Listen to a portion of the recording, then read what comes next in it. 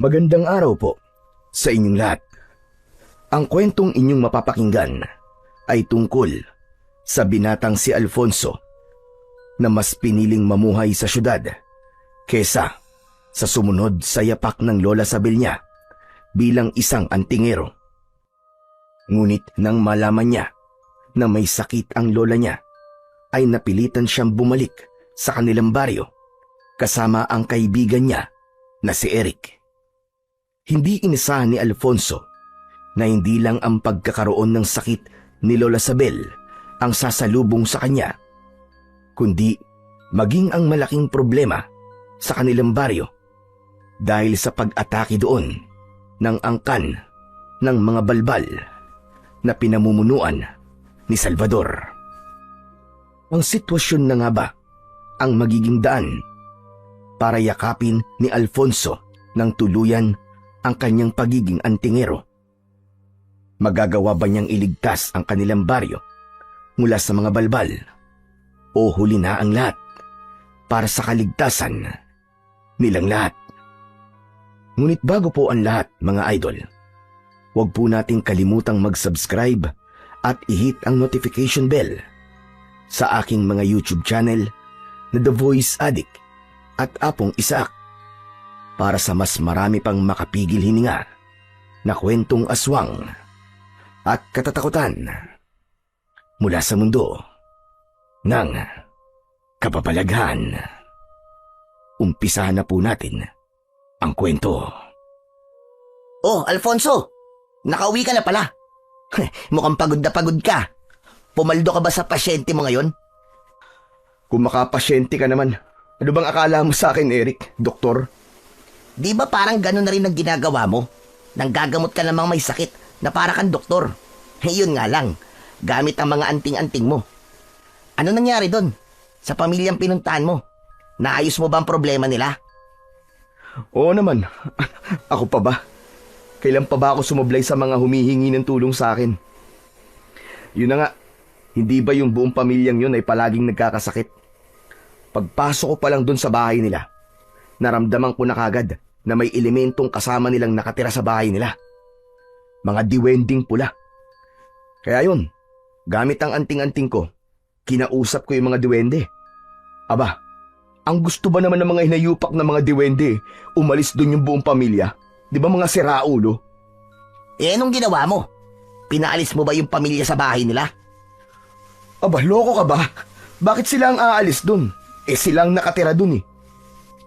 Ang ginawa ko, pinalayas ko yung mga diwende.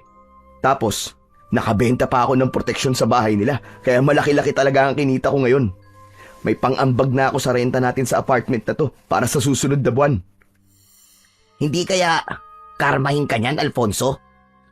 Bakit naman ako kakarmahin? Hindi ba binayaran ka nila sa pagpunta mo ron at pagpapagaling sa pamilya na yon? Hindi ba dapat kasama na sa bayad nila sa iyo yung proteksyon para hindi na bumalik yung mga diwende? Huy, hindi no. Hiwalay ang bayad sa anting-anting. Hindi ako charity para ibigay yun ng libre sa kanila. Saka, kailangan ko rin kumita ng pere. Hindi naman kasi sapat ang kinikita natin sa pabrika. Sa bagay, may punto ka naman. Akala ko kasi, kapag ganyang antingero, ay dapat mas lamang ang pagtulong kaysa sa kagustuhang kumita. Hindi ba mawawala ang kapangyarihan mo kapag mas inuna mo ang pera? Itong kakayahan ko namang ito ay itinurulan sa akin ng lola ko. Kaya hindi ito mawawala sa akin. Panigurado na ako ang unang mawawala kapag mas inuna ko ang pagtulong kaysa sa pera. Kasi ako ang mamamatay sa gutom. Teka, oo nga pala. Speaking of gutom, gutom na ako. Gusto mo ba sumama sa akin sa karinderya sa labas? Kumain tayo. Nagugutom na ako eh. Naku, wag na. Nagtitipid ako, tol eh. Magbubukas na lang ako ng sardinas. Ano ka ba, libre ko. Akong bahala sa'yo. Talaga? Eh, kung ganun, sige ba? Eh, sandali lang ha. Magpapalit lang ako ng damit. Tignan mo tong tao na to. Kapag libre, napakabilis. Natatawang napailing na lamang si Alfonso nang nagmamadaling nagtungo ang kaibigan niyang si Eric sa kanilang kwarto. Halos maglilimang taon na si Alfonso sa Maynila. pinili niyang umalis sa kanilang baryo upang makipagsapalaran sa syudad. Tutol ang Lola Sabel niya sa desisyon niyang yon dahil sayang daw ang pagtuturo nito sa kanya sa paggamit ng iba't ibang uri ng anting-anting. Gusto kasi ng lola ni Alfonso na siya ang pumalit dito bilang isang mahusay na antingero sa kanilang baryo. Ngunit para kay Alfonso ay hindi para sa kanya ang ganung kapalaran. Sa pagpunta ni Alfonso sa Maynila ay doon na niya nakilala ang naging kaibigan na si Eric. Ito ang nagpasok sa kanya sa pabrika kung saan sila parehas na nagtatrabaho.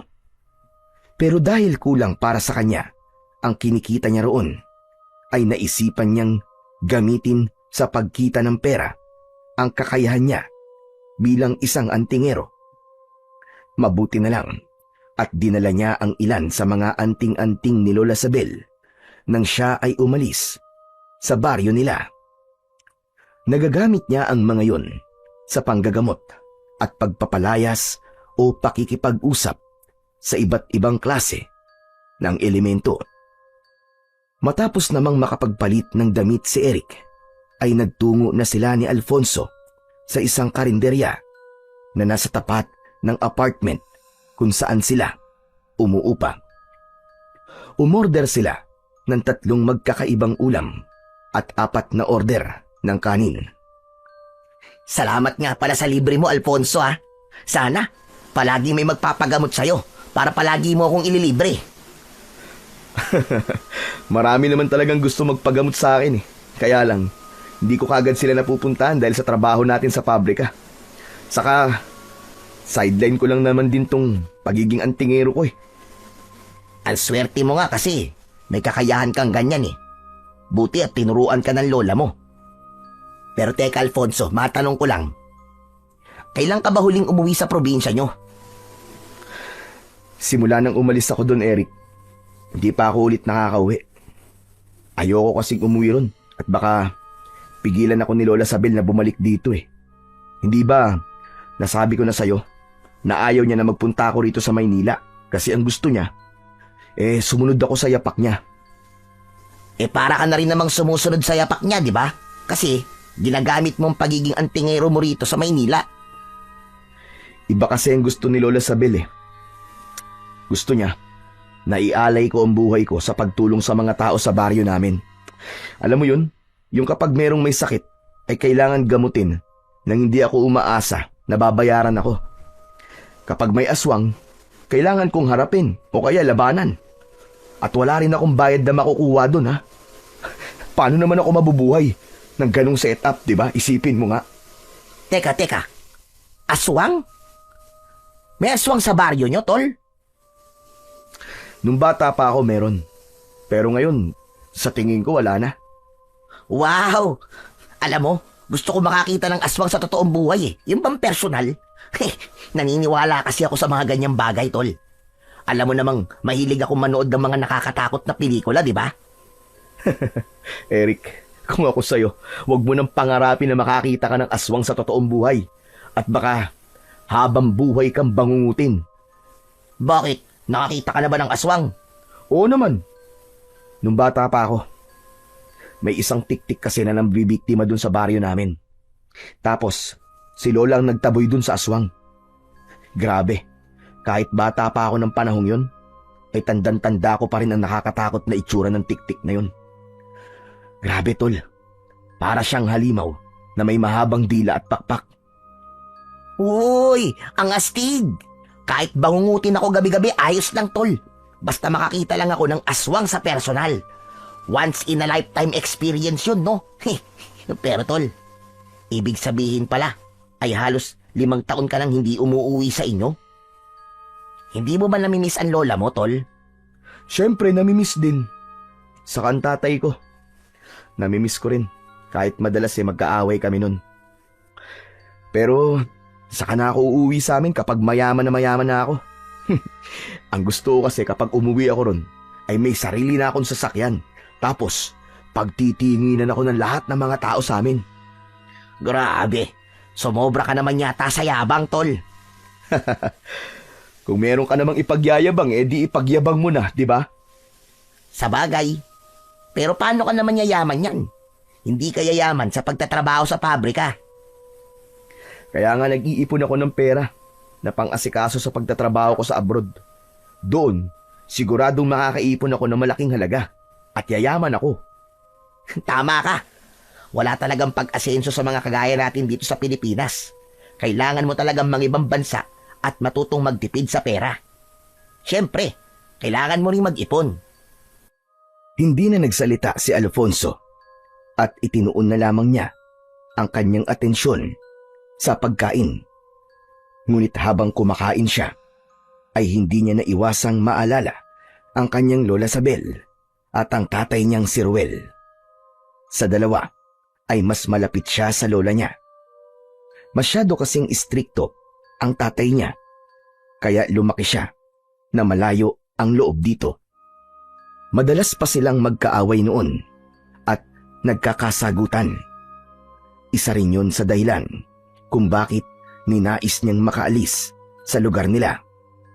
Alam niya na ang paglayo sa pamilya niya ay isang malaking hakbang upang matuto siyang tumayo sa sarili niyang mga paa nang walang nagsasabi kung ano ang mga dapat o hindi niya dapat gawin. Kinabukasan ay maagang nagising sina Alfonso at Eric para pumasok sa pabrika. Pagdating nila sa pabrika ay agad silang nagsimulang magtrabaho. Magkaiba ng pwesto ang dalawa, kaya tuwing break time lamang sila nagkikita sa kantin. Nang sumapit ang break time, ay nagpunta si Alfonso sa kantin at nakita niya si Eric na mag-isang kumakain sa lamesang nasa sulok. Napansin niya na tila hindi maganda ang timpla ng kanyang kaibigan. Matapos umorder ng pagkain, ay nilapitan ni Alfonso si Eric. Umupo siya sa harapan nito. Oh, ano nangyari? Bakit ang haba-haba ng uso mo kanina pa? Paano? Nakakabwisit. Yung supervisor natin na si Warren, palagi na lang akong pinag-iinitan. Kahit wala naman akong ginagawang mali, ay panay ang sigaw sa akin.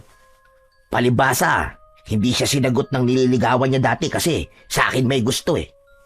Hanggang ngayon ay hindi pa rin makamove on na si Raulo. Pabayaan mo na lang si Sir Warren. Kilala mo naman yun eh. Medyo tumatanda na at napipressure na magkaroon ng asawa. Kaya palaging mainitin ang ulo. Hindi eh. Sa akin lang naman siya palaging galit eh. Masyado siyang namimersonal. Alam mo tol, sa totoo lang, matagal ko nang gustong mag-resign dito eh. Dahil sa Warren na yun. Ano bang akala niya?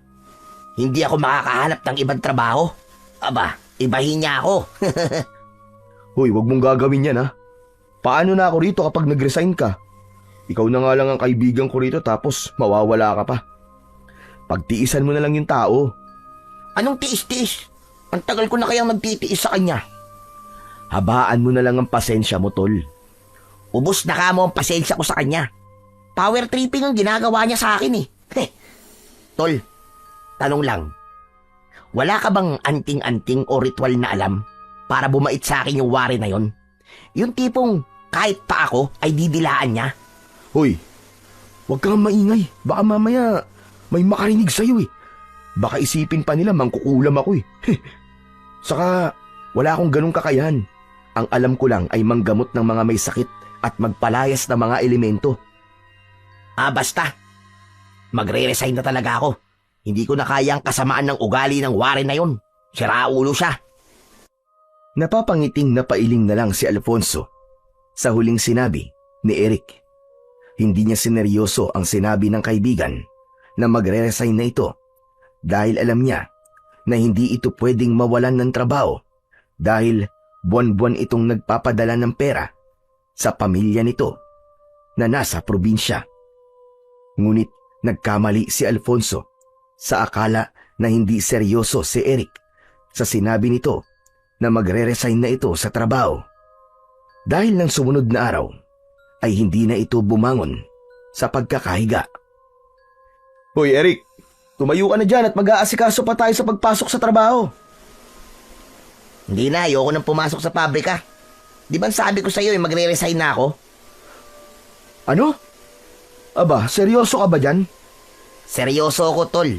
Ayoko nang makita ang pagbumuka ng Warren na yon. At baka magdilim lang ang paningin ko kung ano pang magawa ko sa kanya. Ayoko maging kriminal nang dahil sa taong yon. Pambihira. Akala ko nagbibiro ka lang. Paano kung magre-resign ka? Paano ang pagpapadala mo ng pera sa pamilya mo? May ipon naman ako Yun na lang muna ang gagamitin ko sa pagpapadala at paghahanap ng panibagong trabaho. Anak ka talaga ng nanay mo. Di nawalan ako ng kaibigan sa pabrika. Hayaan mo na. Magkikita pa rin naman tayo dito sa apartment Kahit na. Iba pa rin kapag may kaibigan ka sa trabaho. Saka talagang ngayon ka na magre-resign? Di ahol na ang labas mo niyan. Wala kang makukuhang back pay. Sayang din yun, tol. Sus, magkano lang naman din ang makukuha kong back pay. Ibigay na lang nila kay Warren at baka matuwa pa yung siraulong yun. Sige, ikaw ang bahala. Hindi na kita pipilitin na wag mag-resign kasi mukhang desidido ka ni. O siya, ikaw na munang bahala dito sa apartment at mag-aasikaso na ako pagpasok. Malungkot si Alfonso sa pagre-resign na ginawa ni Eric, kaya wala na siyang kaibigan sa trabaho. Pero alam niya na wala siyang magagawa para magbago pa ang desisyon ng kaibigan niya. Kahit paano ay naiintindihan niya ito dahil siya mismo ay saksi kapag sinisigawan at pinapahiya ito ng supervisor nila na si Warren. Tao lang din si Eric at kahit anong pagtitiis na gawin ito ay napupuno rin ito. Unang araw pa lang na pumasok si Alfonso sa trabaho na wala si Eric ay ramdam na ramdam niya na kagad ang kawalan nito. Mag-isa siyang kumain sa kantin kaya wala siyang nakakakwentuhan. Sa pag-uwi naman niya ay wala rin siyang katabi sa shuttle bus. Kaya naman, nang nakauwi na siya sa apartment at nakita niya si Eric na nanonood ng TV, ay hindi niya napigilan ang mapangiti. Grabe, tol. Ang boring sa pabrika kapag wala ka. Ay, mapapanisan ako ng laway dun kasi wala akong kausap Ayos lang yan. Kapag tumagal masasanay ka rin naman. O kaya kung gusto mo, mag-resign ka na lang din katulad ko. Tapos maghanap tayo ng ibang kumpanya o pabrika para magkasama ulit tayo sa trabaho. Loko ka, hindi pwede. Ang hirap-hirap maghanap ng trabaho ngayon, no? Lalo na sa kagaya natin na hindi nakapagtapos ng kolehiyo. Magtitiis na lang muna ako. Tama ka rin naman siguro na masasanay din ako doon. Sa una lang talaga nakakapanibago. Ikaw ang bahala. Ako naman nagsasuggest lang. Ay, oo nga pala. May dumating kang sulat. Binuksan ni Eric ang drawer na malapit sa sofa. Isang sobre ang kinuha nito mula roon. Inabot nito yon kay Alfonso. Mukhang galing yan sa tatay mo Wala ba silang cellphone sa lugar nyo? At kailangan sulat pa talaga ang ipadala niya sa'yo? Alam mo tol, kahit bilang ko pa sila ng cellphone, wala din silbi kasi walang signal sa baryo namin. Teka, bakit nakabukas na yata to? Pinapauwi ka ng tatay mo kasi may sakit ang lola mo, tol. Bigla na lang daw nang hina Anak ng, ibig sabihin binuksan mo na to at binasa mo? Na-curious lang kasi ako kung ano nakasulat dyan, tol. Saka sasabihin mo rin naman sa akin kung ano nakalagay dyan Kaya para hindi ka na mahirapan na magkwento sa akin, binasa ko na. Hindi mo ba alam na bawal magbasa ng sulat ng may sulat, ha? Sorry na. Sige na, basahin mo na yan para malaman mo na totoong sinabi ko sa'yo.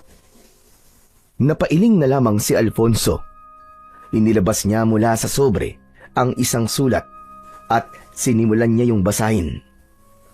Mula nga sa tatay niya ang sulat at nakalagay doon na may sakit ang lola niya. Ayaw na raw nitong magpadala sa ospital dahil palagi nitong sinasabi na handa na raw itong mawala.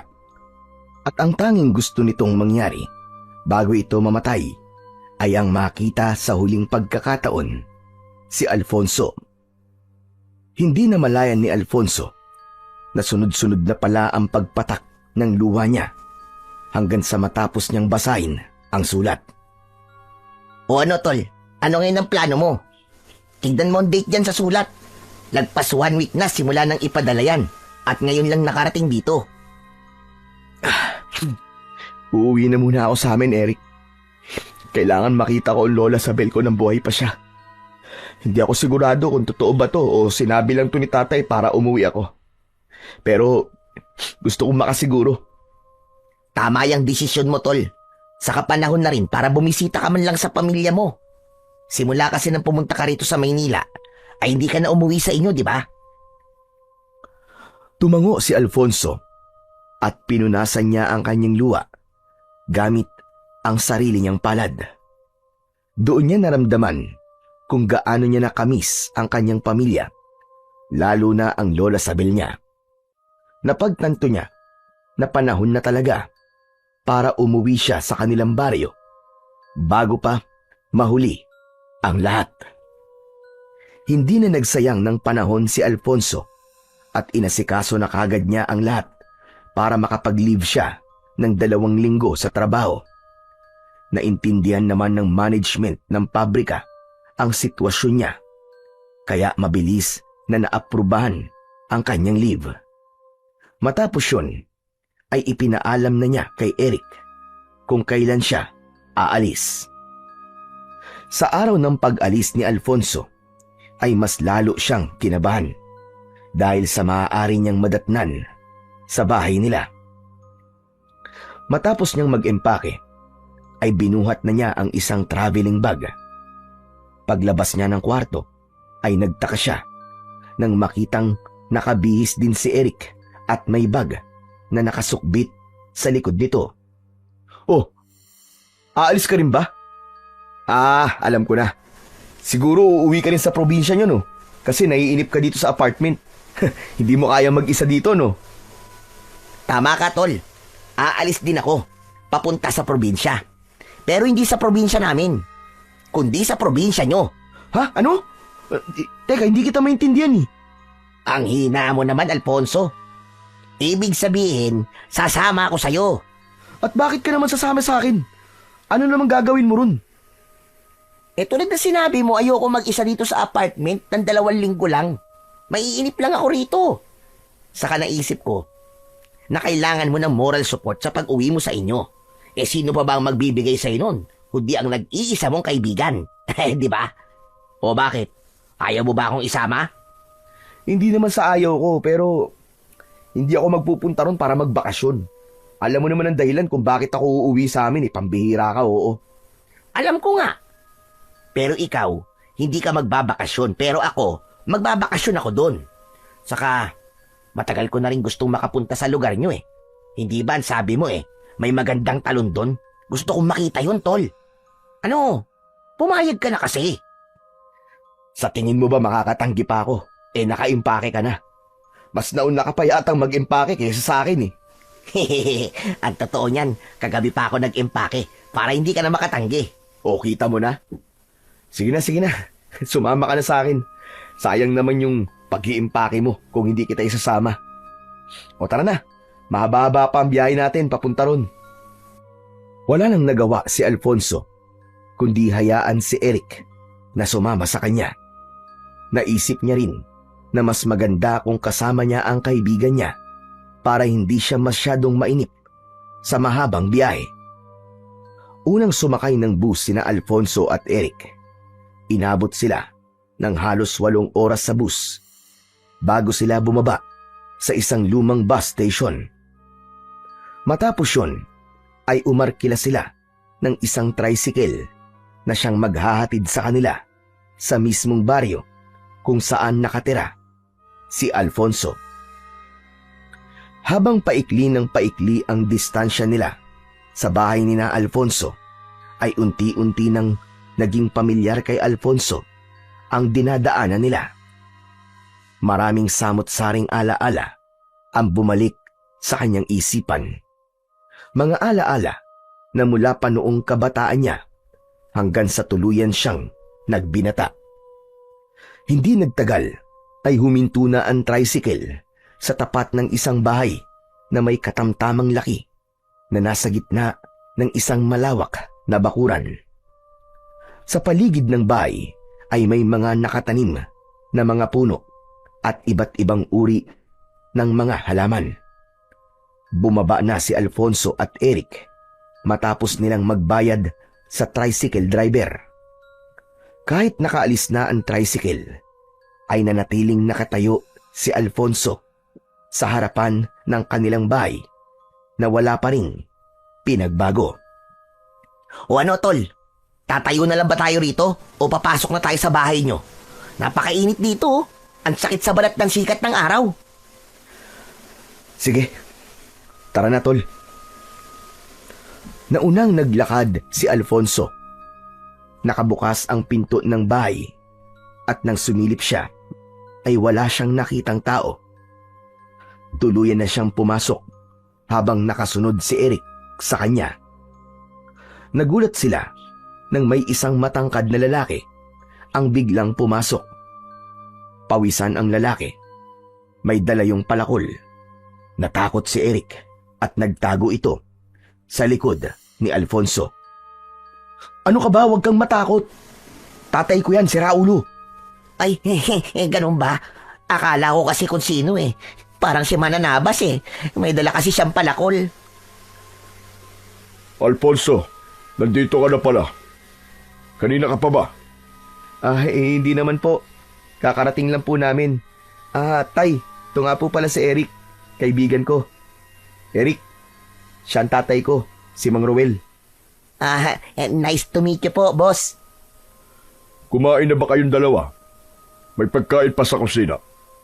Sandali lang, at ipaghahanda ko muna kayo.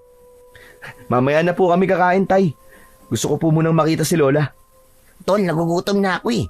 Kanina pa kumakalaman sikmura ako eh. Sige, ikaw na lang munang maunang kumain, Tol. Busog pa naman ako eh. Kung gano'n na ipaghahain ko ang kaibigan mo ng pagkain. Si nanay nasa kwarto niya. Alam ko natutulog siya sa oras na to. Pero pwede mo naman siyang silipin. Sige po, Tay. Pupuntahan ko po muna si Lola.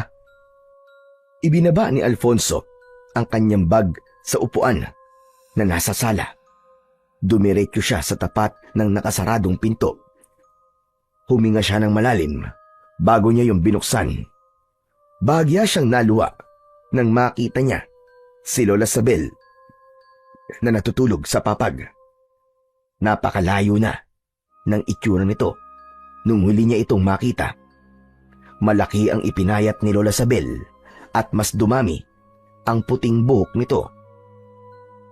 Pumasok na si Alfonso sa naturang silid at maingat niyang isinara ang pinto. Humakbang siya palapit kay Lola Sabel at umupo siya sa gilid ng papag habang hindi niya inaalis ang tingin sa muka ng matanda. Hinawakan niya ang isang kamay ni Lola Sabel at doon na tuluyang nalaglag ang mga luha ni Alfonso. Sorry po kung ngayon ko lang po kayo pinuntahan, Lola. Alam niyo naman po siguro kung ano ang dahilan ko. Sorry po. Kung hindi ko po naisip na tumatanda na po pala kayo. Nagising si Lola Sabel at hindi ito makapaniwala nang nakita nito ang apo na si Alfonso. Namilog ang mga mata ng matanda. Diyos ka pa. Totoo ba ito? Nananaginip lamang ako. Ikaw ba talaga yan? Apo, Alfonso. Opo, Lola. Totoo po ako. Nandito na po ulit ako, Lola. Nagliwanag ang muka ni Lola Sabel. Pilit itong bumangon at niyakap si Alfonso. Salamat sa Diyos. At inabutan mo pa ako ng buhay pa. Sobrang miss na kita. Kung alam mo lang, gabi-gabi akong nagdarasal sa Panginoon na sana ay umuwi ka na rito sa atin. Miss na miss ko na rin po kayo, Lola. Pero wag mo na po kayo magsalita ng ganyan. Sigurado po ako na matagal pa po ang buhay niyo. Hindi po ba sabi niyo po sa akin dati ay gusto niyo pang mag-alaga ng mga magiging apo niyo po sa akin? Sinabi ko nga yan. Pero mukhang hindi na yung mangyayari. Maliban na lang. Kung mag-aasawa ka na ngayon at bubuntisin mo na kagad. Lola naman eh. Hindi pa rin kayo nagbabago, palabiro pa rin kayo eh. Bakit na nga pala narito? Sinulatan po kasi ako ni Tatay Lola at sinabi niya po sa akin ang kalagayan niyo. Hindi na po ako nag-isip at nag-leave na po ako kagad sa trabaho ko para mabisita po kayo, Lola. Ay, nako. Ito talaga si Roel. Sinabi ko na sa kanya na huwag na sabihin sa'yo at mag-aalala ka lang. Mas mabuti nga po na nalaman ko, Lola eh. Lola, ano po bang nangyari sa inyo? Sa totoo lang, ay hindi ko alam pero sigurado ako na marami na akong kung anong sakit sa aking katawan. Alam mo na, dulot ng sobrang katandaan. Kaya hindi na ako nagtataka. Lola, totoo po ba na ayaw niyo po magpadala sa ospital? Oo, apo. Ayoko sa ospital. Pakiramdam ko ay mas lalong mapapadali ang buhay ko roon. Pero Lola, mas maganda po doon kung matitignan po kayo ng mga doktor. Para malaman po natin kung ano po ba talaga ang sakit nyo at kung ano pong gamutan ang kailangan gawin sa inyo, Lola. Kung iniisip nyo naman po ang pambayad ay wag po kayo mag-alala. Kasi meron po akong health card. Nako, hindi mo na ako kailangan dalhin sa ospital, apo. Matanda na ako. Kontento na ako sa mga nagawa ko sa aking buhay. Tanggap ko ng malapit na akong mamatay. Isa pa, masaya na ako na nakita kita bago ko mawala. Hindi mo alam kung gaano ko kasaya ngayon, apo. Habang nakatingin si Alfonso kay Lola Sabel, ay walang tigil ang pag-agos ng mga luha niya. Naalala niya kung paano siya protektahan ni Lola Sabel noong bata pa siya kapag papaluin siya ng tatay niya. Humaharang ito at sinasabi nito kay Ruel na hindi siya nito maaaring saktan dahil aawayin ng lola niya ang tatay niya. Hindi rin niya makakalimutan ang palihim na pagbibigay ng pera ni Lola Sabel sa kanya nung nag-aaral pa siya. Lahat ng yun ay napakalinaw pa rin sa alaala ni Alfonso at hindi niya makakalimutan ang mga yon habang siya ay nabubuhay. Matapos makipag-usap ni Alfonso kay Lola Sabel, ay nagpahinga na muna sila ni Eric sa kwarto niya. Dahil sa pagod sa napakahabang biyahe, ay agad na nakatulog ang magkaibigan at madilim na nang sila ay nagising. Naunang lumabas si Alfonso sa kwarto at naabutan niya ang tatay niyang si Mang Ruel na naghahanda na ng hapunan. Mabutit nagising ka na. Sakto natapos na ako magluto. Si Eric pala gising na rin ba? Gising na rin po siya, Tay. Lalabas na rin po yun maya-maya. Tay, si Lola po ba? Kasabay po natin kakain. Hindi na niya kayang umupo na matagal kasi mahina na talaga ang katawan niya, anak.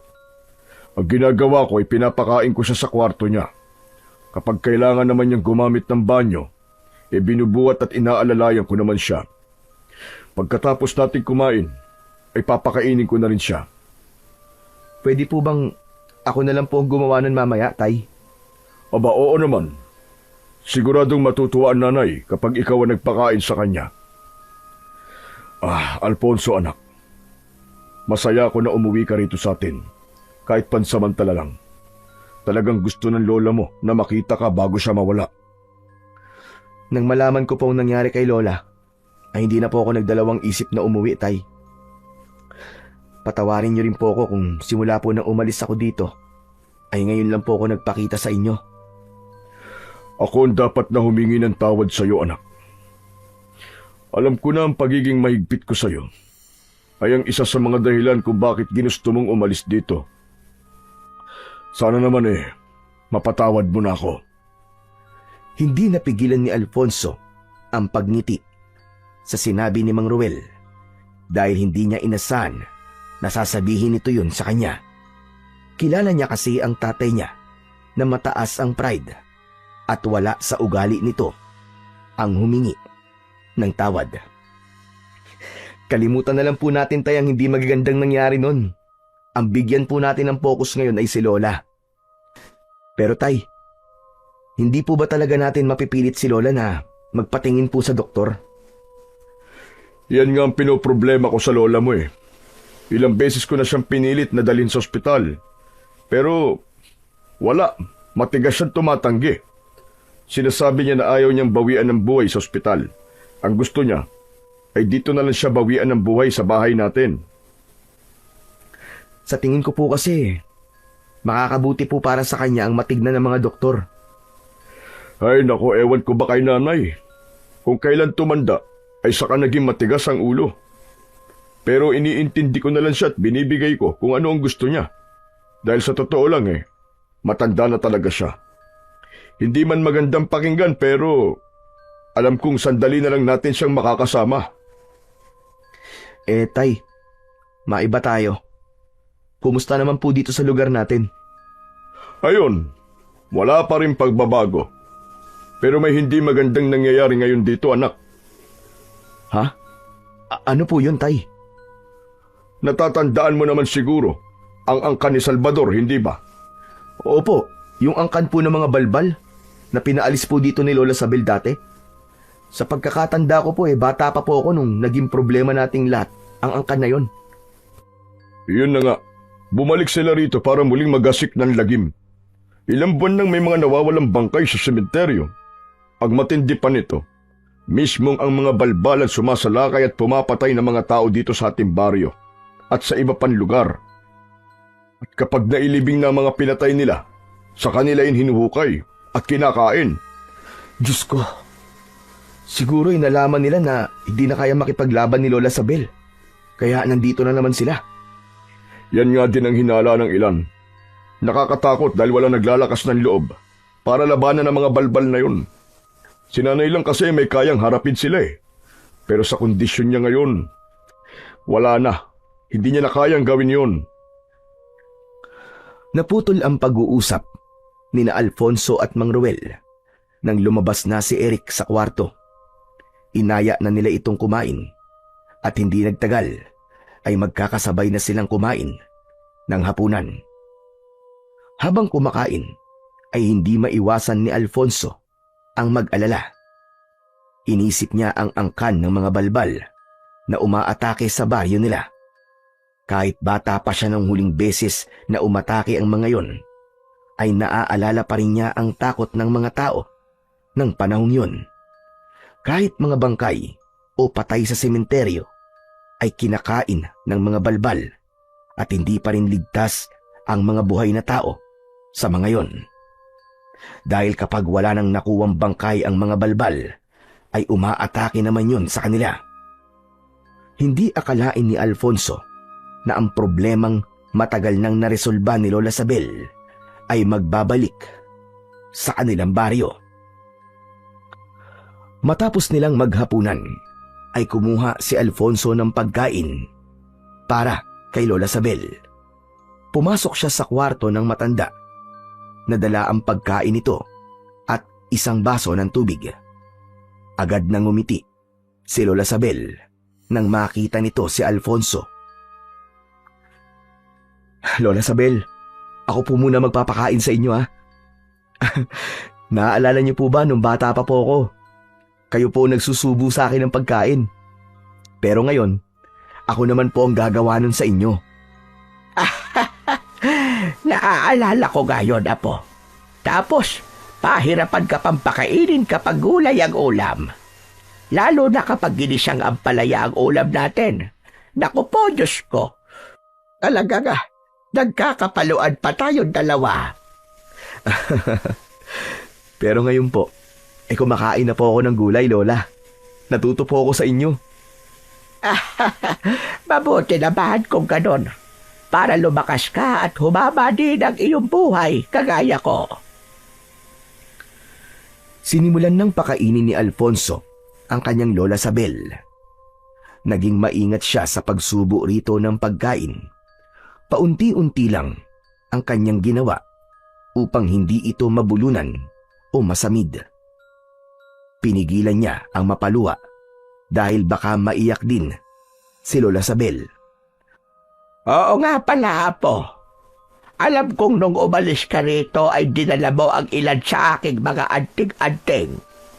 Matanong ko lang sa iyo, hanggang ngayon ba ay marunong ka pa rin gumamit ng mga anting-anting? Natatandaan mo ba yung mga itinuro ko sa iyo? Oo naman po, Lola. Kilala niyo po ako. Matalas po ang memorya ko. Saka alam niyo po ba na ginagamit ko po sa Maynila ang mga itinuro niyo po sa akin? Gamit po yung mga anting-anting niyo ay nanggagamot po ako dun. Saka kapag meron pong ginagambala ng kung anumang elemento, ay sa akin po sila nagpapatulong. Dahil po ron kahit papano po, nadadagdagan po ang perang kinikita ko. Mabuti naman. Natuwa ako sa sinabi mong yan, Apo. Masaya ako malaman na hindi mo isilantabi ang mga itinuro ko sa iyo. Hanggang ngayon pala ay nasa iyo pa rin ang pagiging antingero mo, Apo. Hindi na po yun mawawala sa akin, Lola Sabel. Yun po ang pamana niyo sa akin na habang buhay ko pong dadalin at magpapasalamat po ko kasi itinuro niyo po sa akin ang mga kaalaman niyo. Pero, Apo, kailangan ng baryong ito ang kagaya mo. Lola, hindi po ba sinabi ko na po sa inyo bago ako umalis noon na ayoko pong maging kagaya nyo? Hindi naman po sa minamaliit ko po ang inyong ginagawa. Pero alam ko po na iba po ang landas sa tatahakin ko.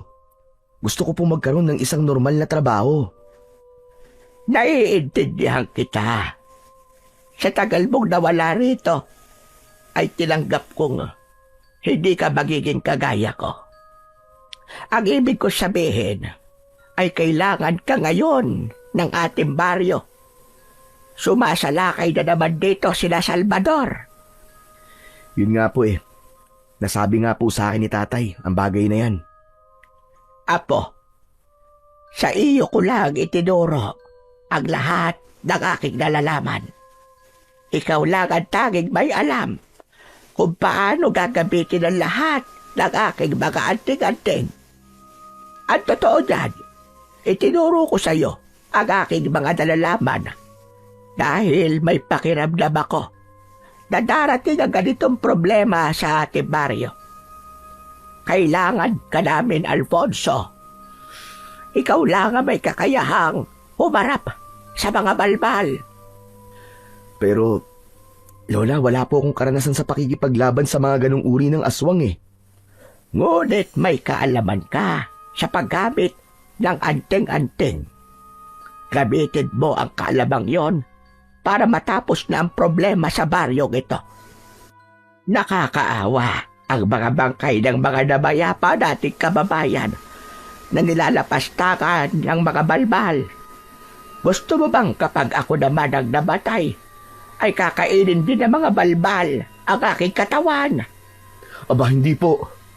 Hindi po ako papayag na gawin nila yun sa inyo, Lola. Saka, Lola, hindi pa po kayo mamamatay. Malakas po ang aking kutob na mahaba pa po ang buhay nyo. Hindi rin natin masasabi ang mga pwedeng mangyari. Sa susunod na mga araw, maaaring bukas o makalawa ay mababaalam na ako. Kaya wala akong ibang hiling, kundi ang harapin mo at ubusin mo ang angkan ng mga balbal. Hindi lang para sa ating pamilya, Apo, kundi para sa ating baryo. Nakikiusap ako sa iyo, Apo. Iligtas mo kaming lahat. Pag-iisipan ko po ang gusto niyong gawin ko, Lola. Sa ngayon po, hindi ko pa po kayang magdesisyon tungkol po sa bagay na yan. Pasensya na po kayo. Pakinggan mo ang sinasabi nito, Apo. ang sinasabi ng puso mo. At yan ang sundin mo. Hindi ka magkakamali. Maniwala ka sa akin. Matamis na ngumiti si Lola Sabel kay Alfonso. Gumanti naman siya ng ngiti sa matanda at tinapos na niya ang pagpapakain dito. Pagkatapos kumain ni Lola Sabel, ay pinainom naman ito ng gamot ni Mang Ruel.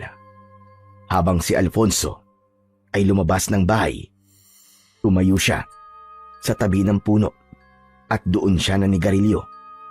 Nakakailang buga pa lang siya nang lumapit sa kanya ang kaibigang si Eric. Uy, parang ang tagal na nung huling beses kitang nakitang nagyosi ah. Saka, alam ko kapag naninigarilyo ka, ay kinakabahan ka o tensyonado ka. Teka, may problema ka ba, tol? Meron, Rick. Masaya naman ako na nakita ko ulit si Lola at si Tatay. Pero parang nagsisisi na ako na umuwi pa ako rito, tol. Aba, bakit naman? Dahil ba ron sa angkan ng mga balbal? Teka, paano mo nalaman ng tungkol dyan? Narinig ko yung pinag-uusapan nyo kanina ng tatay mo eh. Ang lakas kasi ng boses nyo kaya hanggang sa kwarto mo ay dinig na dinig ko. Ano ba yung balbal na yun? Ikaw talaga napaka-chismoso mo. Pero sige, sasabihin ko sa'yo. Isa silang uri ng aswang na kumakain ng bangkay ng mga tao. Minsan sa sementeryo sila kumukuha kapag gutom na gutom sila. Pero mas gusto nila yung katawan ng isang tao na pinaglalamayan pa lamang. May kakayahan silang kunin ng bangkay ng pinaglalamayan tapos yung nasa kabaong ay pinapalitan nila ng katawan ng saging. Pero ang tingin ng mga tao sa katawan ng saging ay katawan pa rin ng taong namatay. Dito sa amin, pinaniniwalaan na kapag naghihinala ka na pinalitan ng balbal ng katawan ng saging, ang bangkay ay kailangan sabuyan mo agad ng asin ng bangkay para bumalik yon sa pagiging katawan ng puno ng saging. Wow! May pagka-magician pala yung mga balbal na yan, ano? Kaya nilang linlangin ng mata nating mga tao. Sinabi mo pa. Ano pala yung problemang sinasabi mo? Bakit nasabi mong nagsisisi ka na bumalik ka rito? Paano? Si Lola Sabel kasi. Gusto niya nalabanan ko yung mga balbal na yun gamit ang mga anting-anting niya. Tol, hindi sa'yo akong tumulong. Mahal ko rin naman ang baryong to, sobra. Pero wala akong kasanayan sa pakikipaglaban sa mga aswang at alam kong hindi sapat ang mga anting-anting para matalo ko sila. Talagang pinipilit ako ni Lola eh. Noon kasi, napalayas na ni Lola Sabel ang angka ng mga balbal na yun. Pero, hindi niya na yung kayang gawin ngayon. Dahil matanda na siya. Mahina na ang katawan niya. Tol, hindi mo ba naiisip? Kaya gusto ng lola mo na gawin mo yan. Dahil malaki ang tiwala niya sa'yo. Tol, isipin mo to ha. Lola mo na mismo nagsabi sa'yo na labanan mo mga balbal. Sa tingin mo ba ipapahama ka niya? Hindi naman, di ba? Ibig sabihin, sigurado siya na kaya mo matalo ang mga balbal na yun. Natigilan si Alfonso sa sinabing yun ni Eric. Nakuha niya ang punto ng kanyang kaibigan. Doon lang niya napagtanto kung gaano katindi ang kagustuhan ni Lola Sabel na maging mapayapa ng muli ang kanilang baryo. Kaya naman, unti-unti nang nagbago ang kanyang isip at tila may maliit na boses na bumubulong sa kanya na kailangan niya ng sundin ang gusto ni Lola Sabel.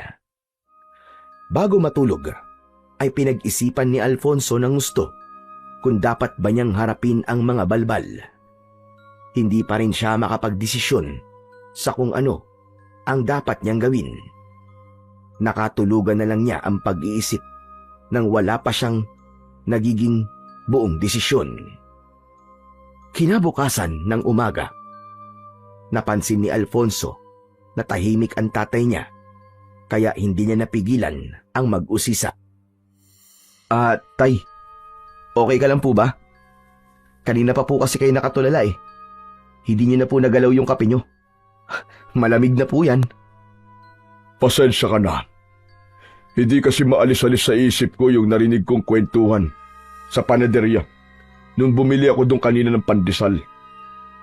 Narinig ko na may nabiktima na naman ang mga balbal. Ha? Sino po? Si Ninang Irene mo. Namatay kasi nung isang araw dahil sa sakit eh. Ayon sa mga taong nagkikwentuhan sa panaderya, ay pinalitan ng balbal ang katawan ng ninang mo habang nakaburol. Naisipan kasi nilang sabuyan ng asin yung katawan ng ninang mo na nasa kabaong. Tapos, ayun, biglang naging katawan ng puno na saging. Hala, Diyos ko, totoo nga ang sinabi mo sa akin tungkol doon sa mga balbal, tol. Diyos ko, kinikilabutan naman ako. Hindi kaya dapat mo nang sundin ang sinabi sa'yo ni Lola Sabel, tol? Anong sabi sa'yo ng lola mo, Alfonso? Hindi ko pa yata yan alam. Tay, gusto po kasi ni Lola na harapin at labanan ko po yung mga balbal na nandito sa ating baryo ngayon. Ang sabi po niya, ako lang daw po may kakayahan na gawin yun. Kung ayaw mo, ay huwag mong pilitin ang sarili mo. Mahirap gawin ang isang bagay kung hindi ito bukal sa iyong kalooban. Dahil paniguradong hindi ka magtatagumpay sa kung ano ang gagawin mo. Naiintindihan ko kung hindi mo gagawin ang gusto ng lola mo. Dahil hindi ka naman niya sinanay para makipaglaban sa mga aswang, hindi ba? Hindi pa naman po ako tuluyan tumatanggi sa request po ni Lola Sabel sa akin. Hanggang ngayon po tay, pinag-iisipan ko pa rin kung ano po ang magiging desisyon ko. Nako, Mang Roel, ang sabi ko nga po dyan sa anak nyo ay pumayag na po siya. Hindi naman po kasi yun sasabihin sa kanya ni Lola Sabel kung alam po ni Lola Sabel na hindi kaya ni Alfonso na labanan ng mga balbal, hindi po ba? Tama ka naman sa sinabi mo, Eric. Pero na kay Alfonso pa rin ang huling desisyon. At kung anong magiging desisyon mo, Alfonso, ay igagalang ko at susuportahan ko. Maraming salamat po, tay. Huwag po kayo mag-alala kasi pinag-iisipan ko pong mabuti ang bagay na yan. Nang sandaling yon, ay si Alfonso naman ang biglang tumahimik. Patuloy pa rin niyang pinag-iisipan kung kaya ba talaga niyang harapin ang mga balbal na nanggugulo sa kanilang baryo. Matapos mag-almusal, ay nagdesisyon si Alfonso na magpunta sa bahay ng kanyang ninang Irene. Sa lahat ng ninang niya, ay ito ang pinakamalapit sa kanya. Nung bata pa siya, walang Paskong lumipas na hindi siya nito binigyan ng regalo. Kaya masakit din para sa kanya ang pagpanaw nito. Malapit na siya sa bahay ng ninang niya nang may tumapik sa balikat niya. Nagulat si Alfonso at ang unang pumasok sa utak niya ay ang ipagtanggol ang kanyang sarili. Mabilis niyang hinawakan ang kamay na nakapatong sa balikat niya. Humarap siya at pinilipit niya ang braso ng taong yun. Nagulat siya nang malaman na si Eric lang pala yun. Agad naman niya itong pinakawalan. Aray ko, tol! Ako to, ano ba? Bakit mo naman pinilipit ang braso ko? Pabihira ka, oh. Ay, sorry. Akala ko kasi kung sino kay. Bakit kasi hindi ka man lang bumubusina? Kanina pa kasi kita sinusundan. Pero akala ko ba wala kang alam sa pakikipaglaban sa aswang. Abay, sa ginawa mo sa akin, parang meron Para kasi jacket kan Bakit aswang ka ba? Siyempre, iba na kapag aswang mismo ang kaharap ko, no? Saka, basic na self-defense lang naman yung ginawa ko sa'yo. Kahit na. Malay mo, magamit mo yung kaalaman mo sa self-defense sa pakikipaglaban sa mga balbal, di ba? Tol, para sa kaalaman mo, hindi pa ako nakakapagdesisyon sa bagay na yan. Saka bakit mo ba ako sinusundan Akala ko ba pupunta ka dun sa talon? Oo nga. Ikaw nga sana ang aayain ko ron Malay ko ba kung paano pumunta sa talon na yun? Nahihiya naman ako magpasama sa tatay mo kasi may ginagawa siya. Lalong hindi naman pwede kay Lola Sabel. Di ba? Pwede ka naman magpasama kay Lola Sabel Pero, bubuhatin mo nga lang siya. Si Raulo, kapag ginawa ko yun, baka magkadibilupan kami ng lola mo. Gusto bang maging lolo mo ko? Ikaw talaga puro kakalokohan. Pinapatawa lang kita, Alfonso. Kahapon ka pa kasi sobrang seryoso Pero, saan ka nga ba talaga pupunta ngayon? Sa bahay ng ninang Irene ko. Yung nabiktima ba ng balbal? Oo, gusto ko malaman kung ano ang nangyayari ron eh. Samahan na kita. Tapos, samahan mo ko sa talon mamaya. Okay ba yon? Oo na. Tara na para makauwi tayo kagad. Naglakad na sina Alfonso at Eric. Hindi nagtagal ay nakarating na sila sa bahay ng kanyang ninang. Sumalubong sa kanya ang batang lalaki na anak ni Irene. Umiiyak yun. Nakita rin ni na Alfonso ang katawan ng saging na nasa tabi ng kabaong na wala ng laman. Awang-awa si Alfonso sa anak ng kanyang ninang Irene. Nakikiramay ako sa iyo, Totoy. Kuya Alfonso, si nanay, kinuha po ng mga balbal ang katawan ni nanay. Tapos, pinalitan po nila ng puno ng saging. Ikinalulungkot ko nangyari sa nanay mo, Totoy. Kuya, kaya ka pa bumalik dito ay dahil lalabanan mo yung mga balbal na yun? Ang sabi po kasi ni Lola Sabel, wag po kami mag-alala kasi kapag bumalik ka na rito, ay may lalaban na po sa mga balbal. Hindi kagad nakapagsalita si Alfonso dahil hindi niya inasahan na sinabi yon ni Lola Sabel. Sigurado siya na hindi lang nito yon kay Totoy sinabi, kundi sa ibang mga tao sa kanilang baryo. Naisip niya na baka iniisip ng mga tao roon na kaya siya nasa baryo nila ay para makipaglaban nga sa mga balbal. Tol, tinatanong ka ng bata oh. Totoy, ano kasi? Kuya, tulungan mo naman kami oh. Ibalik mo ang katawan dito ni nanay sa amin. Hindi po namin kayang ilibing ang puno ng saging na yun. Kasi alam po namin hindi yun si nanay. Si tatay po kasi hindi na po makausap. Nakatulala lang po siya. Parang awa mo na, Kuya Alfonso. Tulungan mo po kami. Lumambot ang puso ni Alfonso sa sinabing yun ni Totoy. Masyado pa itong bata para maranasan ang ganong katindi na kalungkutan. Hanggang sa ginulo niya ang buhok ng bata. Huwag kang mag-alala, Totoy. Tutulungan ko kayo.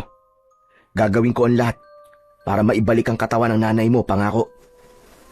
Kahit paano ay nagliwanag ang muka ng batang si Totoy sa sinabi ni Alfonso. Mahigpit siya nitong niyakap at nagkatinginan sila ni Eric. Kahit si Eric ay hindi makapaniwala sa naging desisyon ni Alfonso. Matapos yun, ay sinamahan na ni Alfonso ang kaibigang si Eric sa talon na nasa loob ng gubat. Hinayaan niya na maligo ang kaibigan niya sa malamig na tubig habang siya naman ay nakaupo lang sa malapad na bato. Nakatingin siya sa kawalan at pinag-iisipan niya kung tama ba ang naging desisyon niyang tulungan si Totoy. Nagulat siya nang sabuyan siya ng tubig ni Eric. Natatawa itong tumabi sa kanya. Ang lalim pala nitong talon nyo. Pero mas malalim yung iniisip mo, Tol ah. Iniisip mo na ba kung paano mo tutuparin yung ipinangako mo kay Totoy? Oo, Tol. Pero sa totoo lang, napasubo lang ako eh. Naawa lang ako doon sa bata. Naramdaman ko na gusto talaga niyang maibalik ang katawan ni Ninang Irene. Ayoko namang malungkot siya kaya pumayag na ako sa gusto niya. Bata lang pala magpapatiklop sa'yo eh. Siyempre bata yun eh. Naging bata rin naman ako. At talagang masakit ang pinagdadaanan ngayon ni Totoy. Sa bagay, kahit ako, masasaktan kapag namatayan ako ng nanay.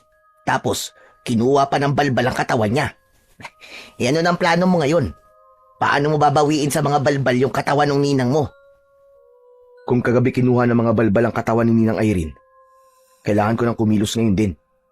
Kung patatagalin ko pa, ay baka kung ano nang gawin ng mga balbal na yon sa katawan ng ninang ko. Biglang tumayo si Alfonso at malalaki ang mga akbang na naglakad siya palabas ng gubat. Hinabol siya ni Eric na nagtataka sa biglang pag-alis ni Alfonso. Hoy! Grabe ka naman, Tol. Talagang iiwanan mo ko ron. Pambihira ka, oo. Hindi mo ba narinig ang sinabi ko? Kailangan ko ng kumilos kagad.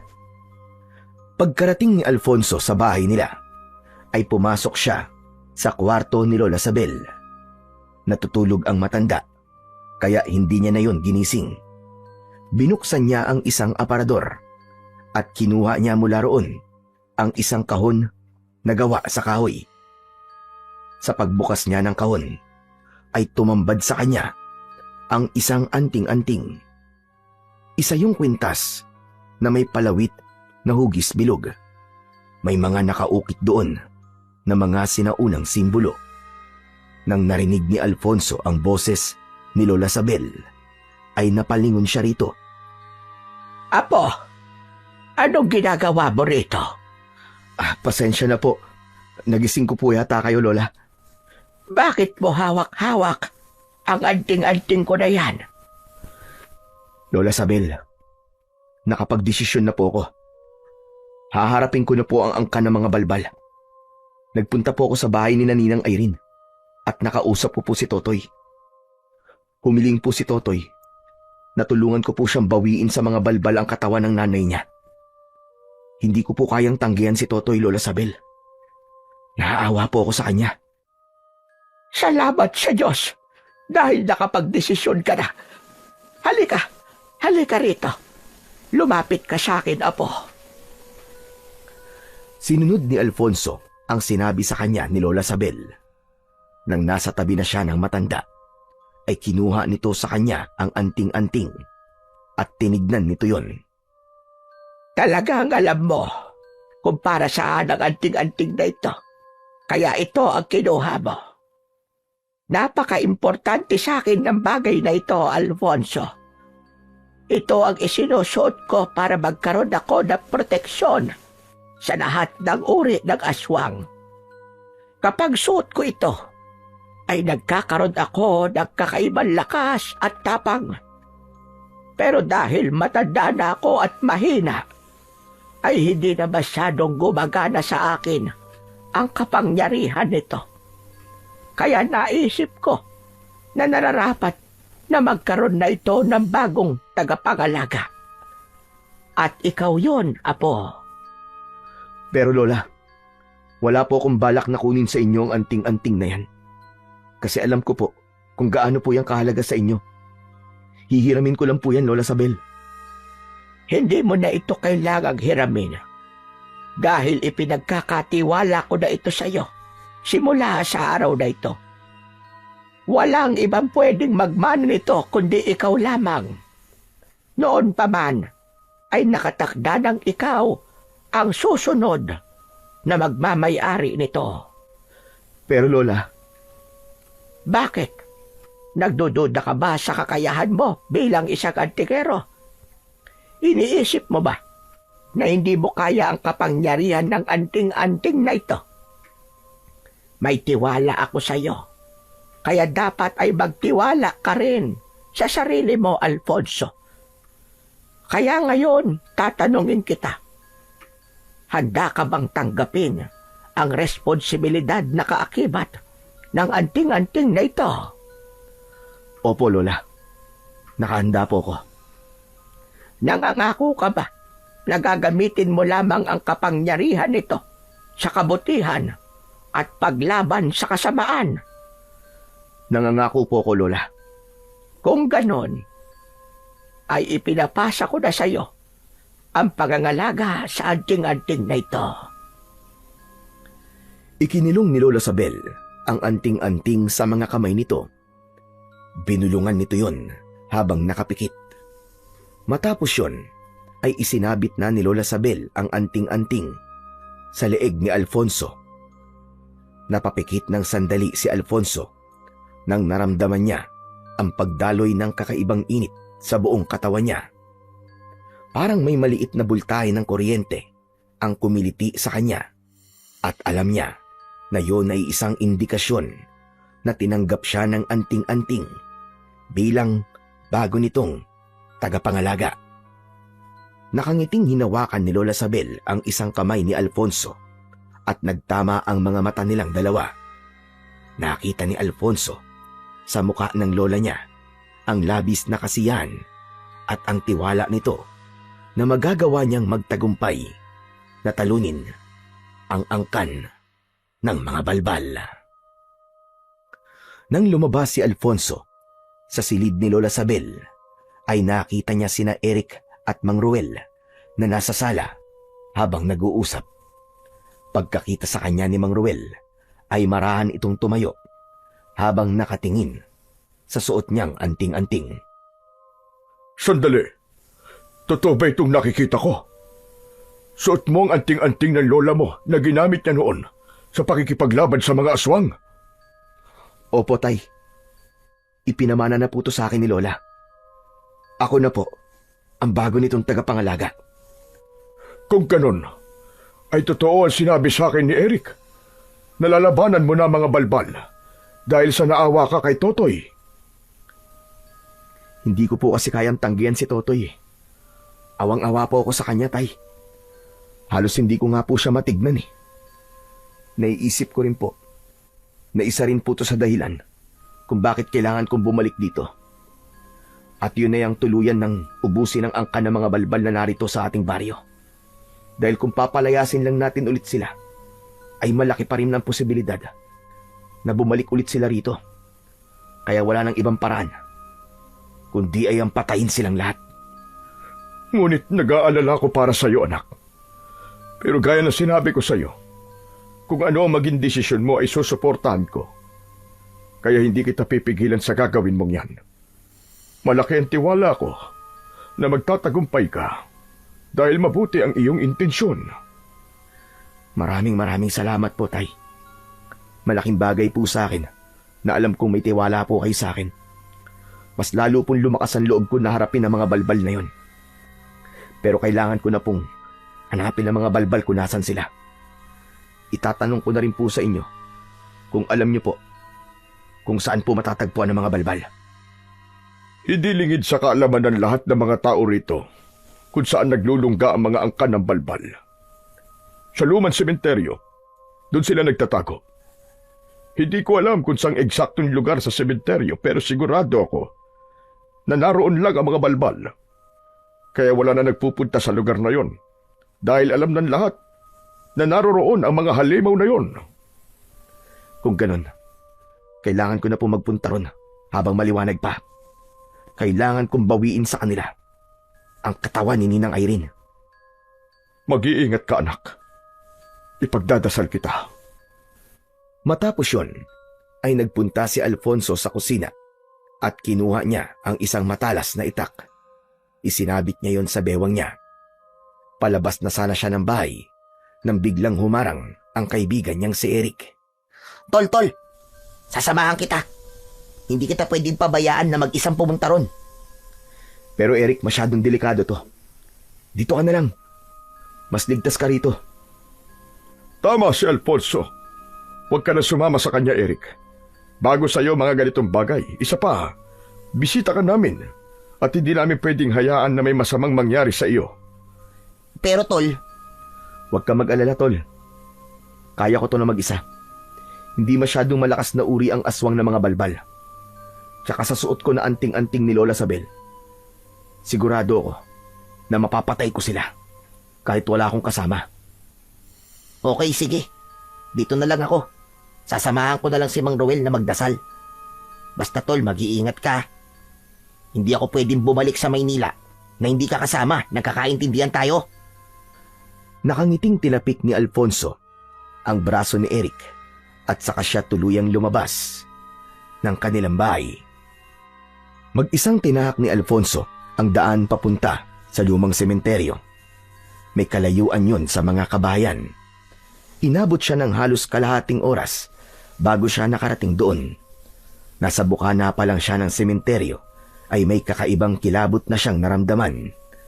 Bukod doon ay nakaamoy din siya ng masangsang na amoy na maihahalin tulad sa nabubulok na karne. Marahang naglakad si Alfonso papunta sa loob ng sementeryo. Napansin niya ang mga libingan na sinadyang hukayin. May mga sira-sirang kabaon din siya na nakita. Mga walang yambalbal, pati mga nananahimik na patay ay hindi na nila pinalagpas. Humanda kayo dahil tatapusin ko na ngayon ang kasamaan nyo. Nang nasa gitna na siya ng sementeryo, ay iginala niya ang kanyang paningin sa paligid. Wala siyang nakitang senyales na may balbal sa paligid at puro nityo lamang ang nakikita niya. Pero malakas ang pakiramdam niya na nagtatago lang sa kung saan ang kanyang mga kalaban. Mga balbal! Magpakita kayo sa akin! Huwag kayong magtago! Harapin niyo ako! Tapusin na natin to! Katahimikan ng sagot na nakuha ni Alfonso. Nang sandaling yon ay palubog na ang araw, kaya unti-unti nang kumakalat ang dilim sa paligid. Alam niya na kapag tuluyang kumagat ang dilim, ay mahihirapan na siyang labanan ang mga balbal. Ganun pa man, nagtiwala siya sa anting-anting na ipinamana sa kanya ng kanyang lola Sabel. Kung hindi kayo magpapakita sa akin, ay hahanapin ko kayo! Nagpatuloy sa paghahanap sa mga balbal si Alfonso. Sinabi niya sa kanyang sarili na hindi siya uuwi nang hindi niya nauubos ang mga aswang na namemerwisyo sa kanilang baryo. Kailangan din niyang tuparin ang ipinangako niya kay Totoy. Nababawiin niya sa mga balbal ang katawan ng nanay nito. Sa pag-ikot ni Alfonso sa sementeryo, ay nakarating na siya sa dulong bahagi nun. Nang sandaling yon, ay tuluyan na ngang kumagat ang kadiliman sa paligid. Bilog na bilog ang buwan, at yon ang nagsisilbi niyang liwanag. Sa dulong bahagi ng lumang sementeryo, ay isang malaking hukay sa lupa ang nakita niya. Sumilip siya roon, at isang lagusan ang kanyang nakita. Nagkaroon siya ng hinala na yon ang hinahanap niya na pinagtataguan ng mga aswang na balbal. Hinugot muna ni Alfonso ang kanyang matalas na itak mula sa kaluban nito bago siya bumaba sa hukay at tinahak niya ang daan patungo sa lagusan. Nakayuko siya dahil hindi ganoon kataas ang lagusan. Habang lumilipas ang oras, ay patindi ng patindi ang nakakasulasok na amoy na naaamoy niya. Doon niya na siguro na yun na nga ang lungga ng mga balbal.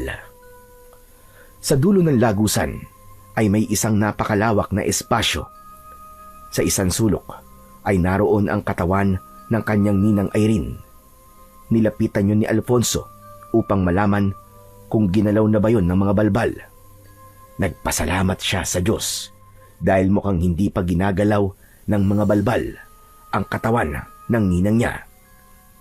May kilabot siyang naramdaman habang nakatingin sa bangkay, ngunit isinantabi muna niya yon.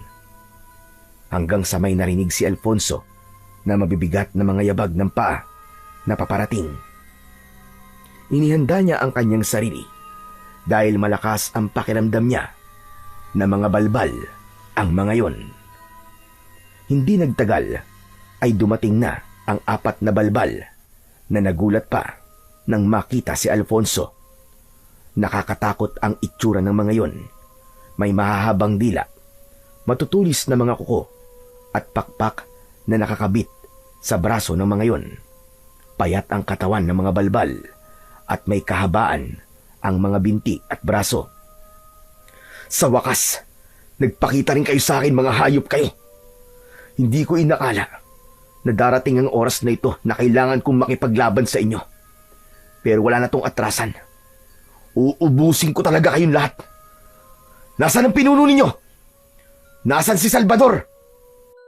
Walang nakuwang sagot si Alfonso sa kahit isa sa mga balbal dahil sabay-sabay na sumugod ang mga yon. Gumulong si Alfonso pakaliwa upang iwasan ang mga balbal. Mabilis siyang tumayo at tinaga ang isang balbal sa likod. Sumirit ang dugo ng balbal kasabay ng matinis nung pagsigaw. Katapusan mo na! Para to sa mga taong pinerwisyo nyo! Puwersang itinarak ni Alfonso ang itak sa batok ng balbal at tumagos yun hanggang sa liig nito. Walang buhay na bumagsak ang isang balbal habang ang natitirang 3 ay mas lalong nagalit Nagulat si Alfonso nang biglang dumating si Eric na may dalang sibat na gawa sa kawayan. Napasigaw si Eric nang makita ang mga balbal. Diyos ko po! Kay papangit na mga aswang na to! Eric, anong ginagawa mo rito? Hindi ba sabi ko sa'yo, doon ka lang sa bahay? Ang kulit mo! Hindi ko kasi kaya nahayaan ka mag-isang makipaglaban dito, tol eh. Kaya kinumbinsi ko talaga si Mang Ruel na payagan ako na sundan ka. Sumugod ang isang balbal papunta kay Eric. Hindi nakagalaw si Eric sa pagkabigla. Kaya naman, mabilis na tumakbo si Alfonso. Sinalubong niya ang balbal at sinaksak niya ito sa tapat mismo ng puso. Pagkahugot niya ng itak, ay ginilitan niya kagad yun sa leeg na agad nitong ikinasawi.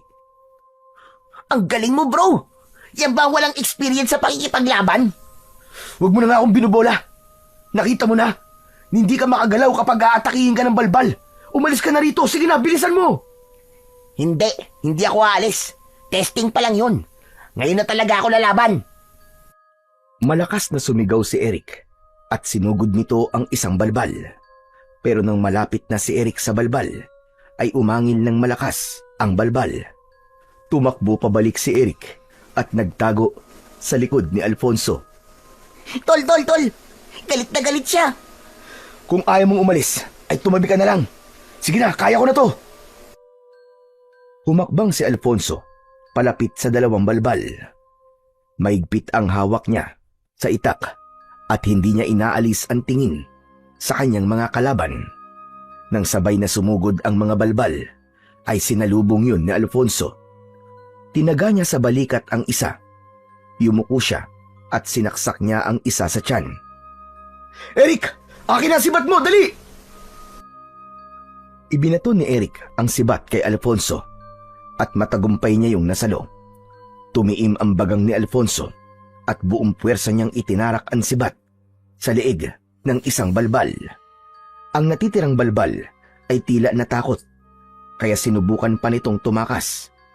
Palabas na sana sa lagusan ang balbal, pero ibinato rito ni Alfonso ang itak at tumusok yun sa likod ng balbal. Padapang bumagsak sa lupa ang balbal. Nilapitan ni Alfonso ang balbal at hinugot niya mula sa likod nito ang matalas na itak. Tinapakan niya ang likod ng ulo ng balbal. Napakarami niyong kinuwang buhay. Pati mga nananahimik na mga patay ay nilalapastangan niyo. Ang mga kagaya niyo ay hindi dapat nabubuhay dito sa mundo. Ngayon, sabihin mo sa akin kung nasan si Salvador. Nagpumiglas ang balbal at naramdaman ni Alfonso na wala itong balak na sagutin ang tanong niya. Kaya tinapos na niya ang buhay nito sa pamamagitan ng pagtarak ng itak sa likod ng ulo nito. Tuwang-tuwa na lumapit si Eric kay Alfonso. Kulang na lang ay magtatatalon ito sa labis na kasiyahan. Grabe, tol! Napakaastig mo! Tingnan mo! Pinatay mo yung 4 na balbal nang ikaw lang mag-isa! Hindi ko yan magagawa kundi ko suot itong anting-anting na ipinamana sa akin ng lola Sabel ko. Ito nagbigay sa akin ng tapang at lakas na kailangan ko. Pero hindi pa tapos ang laban na to. Ano? Ang ibig mo sabihin? May iba pang balbal dito sa lugar nyo?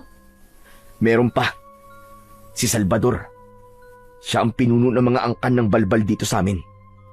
Kailangan ko siyang mapatay.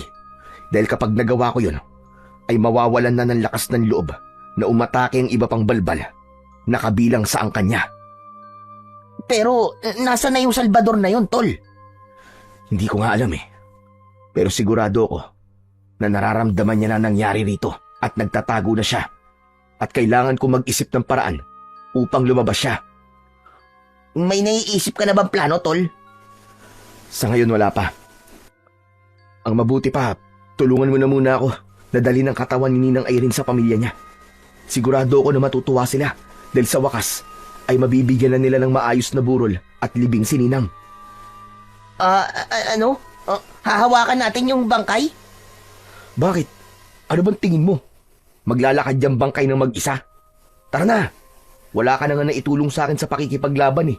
Kaya tumulong ka na lang sa akin sa pagbubuhat ng katawan ni Ninang. Oo na. Talagang ipinaalala mo pa no? Tara na. Buhatin na natin ang katawan ng ninang mo. Pinagtulungan nina Alfonso at Eric na buhatin ang bangkay ni Irene. Naging maingat sila sa paghawak nun. Hindi maipaliwanag ni Alfonso ang kasiyahan niya ng sandaling yon. Hindi lang dahil maibabalik na niya kina Totoy ang katawan ng nanay nito, pero dahil alam niya na malapit nang matapos ang problema ng baryo nila sa mga balbal. Ang kailangan na lang niyang gawin ay tugisin at patayin ang pinuno ng mga balbal na si Salvador. Matapos maibalik nina Alfonso at Eric ang katawan ng kanyang ninang Irene sa pamilya nito, ay ibinalik na yon sa kabaong. Labis ang pasasalamat sa kanila ng pamilya ng ninang ni Alfonso, lalo na si Totoy na naiyak pa dahil sa sobrang tuwa. Maraming salamat, kuya. Salamat kasi ibinalik mo sa amin si nanay. Hindi ba, Totoy? Nangako ko sa'yo na babawiin ko sa mga balbalang nanay mo. Ngayon, mabibigyan niyo na siya ng maayos na libing. Hindi na sila nagtagal sa bahay ni na Totoy at nagsimula na silang maglakad pauwi. Pagdating nila sa bahay, ay nagtipon-tipon sila sa kwarto ni Lola Sabel. Hindi makapaniwala sina Mang Roel at Lola Sabel nang ikwento ni Alfonso ang nangyari sa pagpunta niya sa lumang sementeryo. Sabi ko na nga ba, kaya mong labanan ng mga balbal, apo. At hindi mo lang sila basta nilabanan, kundi nagawa mo pa silang patayin. Sigurado ko na matutuwa ang mga tao sa nagawa mo, Alfonso. Pinatunayan mo na kahit matagal kang nawala rito, ay may malasakit ka pa rin sa kanila. Pero, hindi pa po tapos ang problema natin. Buhay pa rin hanggang ngayon si Salvador. At hanggat buhay siya, ay makakapagparami pa rin ng mga balbal. Kailangan ko siyang patayin para mapanatag na tayong lahat. Ang problema ko lang ngayon ay kung paano ko mapapalitaw si Salvador. Sigurado ko na sa sandaling ito ay nag-iingat na siya at nagtatago. Hindi ba sabi nyo kumukuha ng patay ang mga balbal at pinapalitan nila ng puno ng saging? Meron pa bang ibang pinaglalamayan dito sa inyo? Baka doon sunod na atake si Salvador, di ba? Sa pagkakaalam ko, ay wala nang ibang pinaglalamayan dito maliban kay Irene. Pero duda ko na babalik doon si Salvador. Saka, sinabi rin po sa akin ng asawa ni Ninang na bukas ng umaga ay ililibing nila si Ninang Irene. Pero sandali, bigla akong nagkaroon ng ideya dahil sa sinabi mo, Eric. Tama ka. Kailangan may paglamayan para magpakita si Salvador. Hindi siya pwedeng magtago ng matagal dahil magugutom siya. Teka, sandali lang, tol. Huwag mong sabihin na may tao kang papatayin para merong paglamayan. Aba, masama yun. Natumbok mo, ganun na nga. Yun lamang ang paraan para magpakita si Salvador. At kapag nagpakita siya, ay saka ko siya haharapin at papatayin. Teka, sandali lang, tol. Alam ko kung gaano mo ka gustong mapatay si Salvador. Pero huwag ka namang umabot sa punto na papatay ka ng tao para gawing pain. Aba, masama yun, tol. Kasalanan sa Diyos yun. Magiging kriminal ka pa at makukulong. Balbal lang ang papatayin mo at hindi tao. Ang OA mo naman. Sa tingin mo ba literal akong papatay ng tao? Hindi ba yun ang sinabi mo? Oo nga. Pero hindi totoong papatay ako ng tao. May kailangan lang magpanggap na patay. At siya ang magiging pain natin kay Salvador. Maganda yung naisip mong plano, apo. At sa tingin ko, ay alam ko na kung sino ang dapat na magpanggap na patay para talagang magpakita na si Salvador. Sino po, Lola Sabel? Sino pa? Kundi ako. Nay, ano ba yung sinasabi nyo? Hindi ako pumapayag na ikaw ang dapat na ipain kay Salvador. Matanda na kayo at masyado yung delikado. Ako na lang ho. Ako na lang ang ipain nyo sa balbal na yon. Roel, alam niyo kung gaano kagalit si Salvador sa akin. dahil ako ang nagpalaya sa kanila noon dito sa baryo natin. Kung ako ang magiging pain, 100% magpapakita si Salvador. Tama si Lola. Kung hindi si Lola ang pain, ay hindi tayo makakasiguro na lilitaw si Salvador. Pero Lola, sigurado po ba kayo na kaya niyo pong gawin yon? Talagang nagduda ka pa sa kakayahan ko. Saka hindi ako natatakot kay Salvador. Gusto ko naman na kahit mahina na ako, ay may maitutulong pa rin ako sa pagliligtas sa baryong ito. Sangayon ako sa'yo, Lola. Saka ikaw ang perfect na magpapanggap na patay, Lola Sabel. Biruin mo, hindi mo na kailangan mag-effort na wag gumalaw kasi hindi ka naman talaga nakakagalaw eh. Abat, bastos pala bunganga na kaibigan mong ito, Alfonso. Hoy, ikaw, Eric. Baka gusto mong ikaw ang paglabayan. Joke lang po yun, Lola. Kayo naman, nagbibiro lang ang tao eh. Kung ganun, ayos na. Buo na ang plano natin. Kailangan na natin itong gawin. Hindi na natin ito dapat patagalin dahil baka makaisip pa ng plano si Salvador laban sa atin. Nang sandaling yon, ay lumakas ang loob ni Alfonso dahil sa planong nabuo nila. Ipinagdasal niya sa Diyos na sana ay magtagumpay sila at yun na ang maging paraan upang matalo nila ng tuluyan si Salvador. Agad na kumilos sina Alfonso at Mang Ruel. Palihim nilang kinausap ang mga tao sa baryo nila upang ipaalam ang plano nila upang tuluyang mapatay si Salvador. Kailangan nila ang kooperasyon ng lahat upang maging kapani-paniwala ang pagpapanggap ni Lola Sabel na ito ay pinaglalamayan.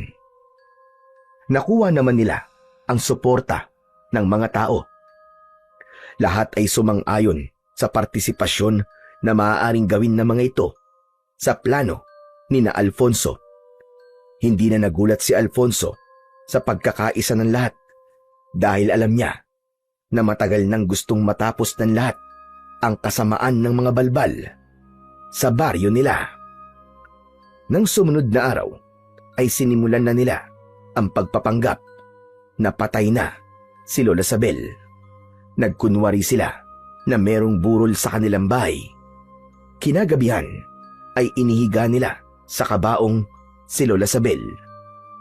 May ilang mga tao ang naroon na kunwari ay nakikipaglamay habang si Alfonso ay nasa isang tabi lang at nagmamasid sa paligid. Maya-maya pa ay lumapit si Mang Ruel sa kanya. Anak, sigurado ka ba? Nauubra tong plano natin? Kinakabahan pa rin ako eh. Sa totoo lang, Tay, hindi po ako sigurado. Pero kailangan po natin subukan. Wala tayong magagawa. Baka tama po si Lola na kung siya po magpapanggap na patay, ay magpapakita po sa atin si Salvador. Kailangan natin ito subukan. Sana nga ay maging epektibo tong plano natin. At sana rin, mapatay mo na si Salvador upang matapos na ang problema dito sa ating baryo. Sa totoo lang anak, hindi ko inaasahan na gagawin mo to eh. Ang akala ko, nung umalis ka rito sa ating baryo, ay wala ka nang pakialam sa amin. Kaya naman na magdesisyon kang labanan ng mga balbal, ay sobra talaga akong natuwa. Oo, inaamin ko. Natatakot ako sa maaaring mangyari sa iyo anak. Pero sa kabila nun, masayang masaya ako dahil nakikita namin ang malasakit mo sa baryo kung saan ka isinilang. Marami po kasi ako napagtanto. Buwat nang bumalik po ako rito, Tay. Lalo na nang nalaman ko na umaatake na naman dito ang mga balbal. Naisip ko po na kahit hindi na ako nakatira rito, ay nandito pa rin kayong dalawa ni Lola. At kailangan ko masiguro na ligtas ang lugar na ito para sa inyo. Ayoko pong pagbalik ko ng Maynila ay nag-iisip ako kung ligtas ba kayo dito o hindi. Kaya kailangan na talagang matapos sa mga balbal na yan. Natigilan si Alfonso nang may naramdaman siyang kakaiba sa paligid. Bumigat ang pakiramdam niya at kinilabutan siya ng gusto. Isang lalaki na nakasuot ng sombrero ang nakita niyang dumating. Bahagya yung nakayuko, kaya hindi niya nakikita ang mukha nun. Dumiretso ang lalaki sa harapan ng kabaong ni Lola Sabel. Tay, huwag ka magpapalata. Nandito na si Salvador. Gumana ang plano natin. Ha? Nasaan siya? Yung lalaking nasa tabi ng kabaong ni Lola. 100%, tay. Siguradong sigurado ko na yun na si Salvador. Kukunin ko lang po ang itak ko sa kusina. Dito lang po kayo. Sige, sige. Mag-iingat ka, anak. Tumango si Alfonso at nagpunta siya sa likod ng bahay. Pumasok siya sa bahay gamit ang pinto sa likod. Kinuha niya ang kanyang matalas na itak at saka siya muling lumabas. Habang papalapit siya sa lalaking nasa tabi ng kabaong ng lola niya, ay inihanda niya ang kanyang sarili sa magaganap na pakikipaglaban. Salvador! Sa wakas, nagpakita ka na ring diablong buwang ka! Marahang lumingon ang lalaki at nang humarap yon kay Alfonso, ay nakumpirma niyang si Salvador ngayon. Alfonso! Ang apo ni Isabel! Nakikiramay ako sa pagkamatay ng iyong lola. Marahil, ayan na ang karma niya dahil sa pagpapalayas niya sa angkan namin noon.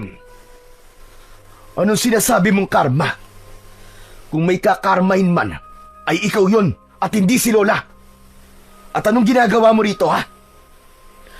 Alam ko na. Kukunin mo ang katawan ni Lola at papalitan mo ng puno ng saging. Wala ka na bang ibang alam gawin? At talaga bang naniniwala ka na patay na si Lola Sabel? Teka, anong ibig mo sabihin? Gunggong, hindi pa patay ang lola ko. Pinalabas lang namin na patay siya para lumitaw ka sa pinagtataguan mong animal ka. At hindi nga kami nagkamali. Tignan mo, at nandito ka na parang isang gutom na aso. Bumakas ang gulat sa muka ni Salvador.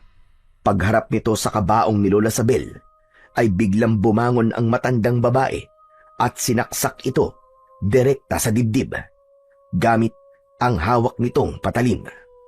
Mauuna ka munang mamatay sa akin, Salvador! Mamatay ka na! Sa isang kisap mata ay nag-anyong balbal si Salvador. Natakot ang mga tao at nagsigawan ang mga yon habang tumatakbo papalayo. Kakagatin sana ni Salvador si Lola Sabel, pero mabilis na hinila ni Alfonso sa braso si Salvador. Kung harapin mo, Salvador! Dahil ako ang tatapos sa'yo ngayong gabi! Nilinlang niyo ko! Sisiguraduhin kong pagsisisihan niyo ang ginawa niyong ito sa akin! Tignan natin kung sino ang magsisisi sa bandang huli! Ngumisi si Alfonso at inihanda niya ang kanyang sarili sa pakikipaglaban. Mabilis na sumugod si Salvador kay Alfonso.